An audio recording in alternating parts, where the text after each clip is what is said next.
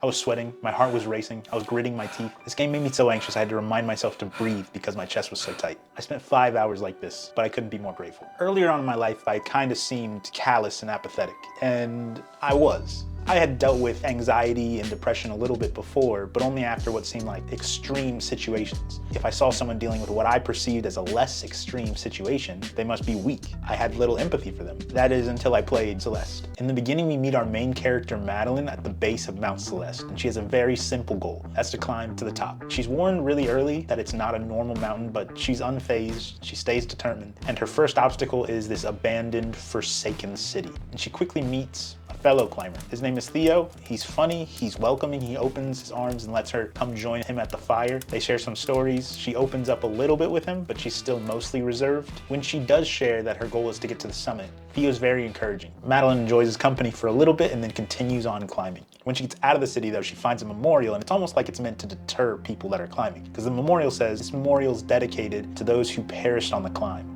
Madeline starts questioning her decision, and she's not alone, because I'm realizing very quickly that this game is hard. Like, I'm dying and dying and dying and dying and dying and dying and dying. I died in total, in the first level, I died 82 times. But I was getting better, so I figured I'd stick with it. As Madeline continues climbing, she comes across a mirror. And in the mirror, it's a version of herself, but it's not exactly right. It's like the Legend of Zelda Dark Link version of herself. And when she makes eye contact with this version, the mirror shatters and that dark part of herself escapes. Madeline, of course, goes searching for this version, and so we find her. This dark version of herself, I'll just refer to her as Badeline from now on. Badeline starts talking shit. You're not a mountain climber. Be reasonable for once. You have no idea what you're getting into. You can't handle this. And when Madeline refuses to give up, Madeline starts chasing her. The music starts picking up as Madeline starts trying to escape this other part of herself. And while this is happening, I started noticing myself gripping the controller tighter. My hands were getting sweaty, my jaw was clenching, the music was getting faster. The distance you had to go without making mistakes started getting longer and longer and longer. And the level progression started getting more difficult and more difficult and more difficult. My chest started to tighten, but finally we evade Madeline and we run into Theo again. Same as before, Theo invites us over to his fire. He's very encouraging, very positive, very open. And Madeline definitely seems more open to him this time around, starts to trust him a little bit more. Likewise, so do I. As soon as I see Theo in his fire, my chest starts to loosen,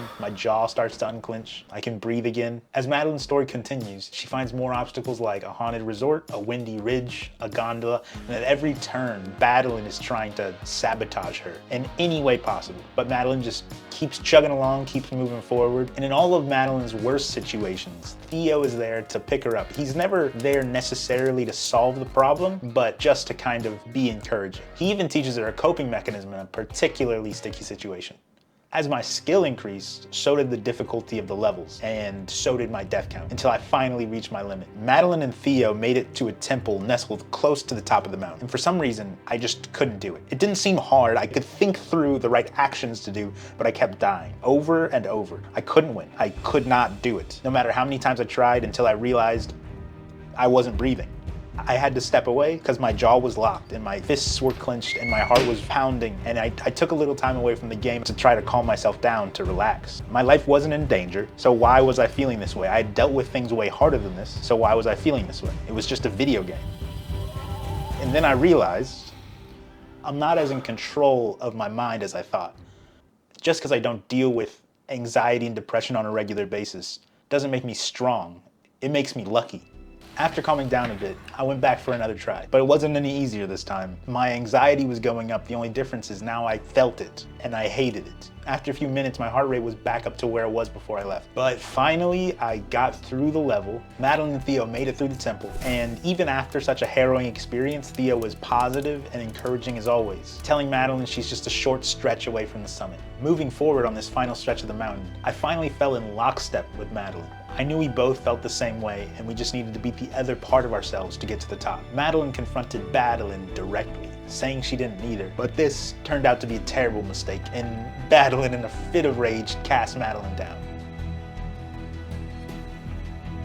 And as Madeline fell and fell, so too did my heart sink into my stomach. Madeline was ready to give up. The closer she got to her goal, the more she got in her own way, until she realized maybe she's afraid. And maybe her anxiety and her fear, she needs to own those things before she's even ready to accomplish the goal of getting to the top of Mount Celeste. She, for the first time, was now chasing Madeline. And the entire time, Madeline was rebelling, but Madeline, through persistent effort, was finally able to confront her. And this time, instead of casting her out, she accepted her with open arms. And after some positive self-talk, she convinced herself to give the climb one more try.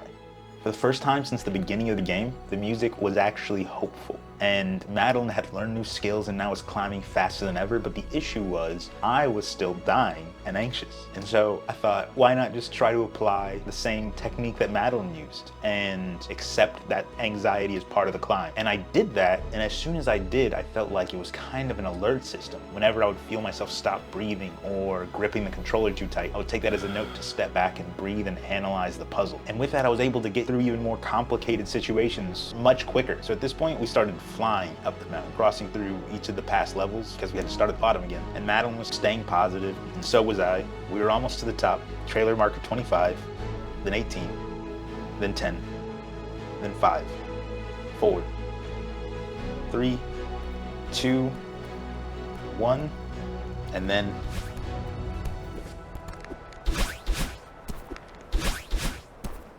we finally made it.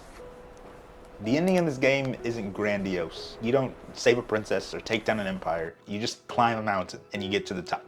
But it's so satisfying. And through the climb, I became a different person. And I realized the person that I wanted to be. And that person was Theo. Even though I don't experience anxiety on a regular basis, I could be the person that brings calm and positivity to people in stressful situations. And I no longer see anxiety as a weakness. I see the strength it takes to manage anxiety while still pushing forward. Madeline is so strong, not because she climbed the mountain, and not because she deals with anxiety, but because she was able to get to the top of Mount Celeste while battling herself the whole way.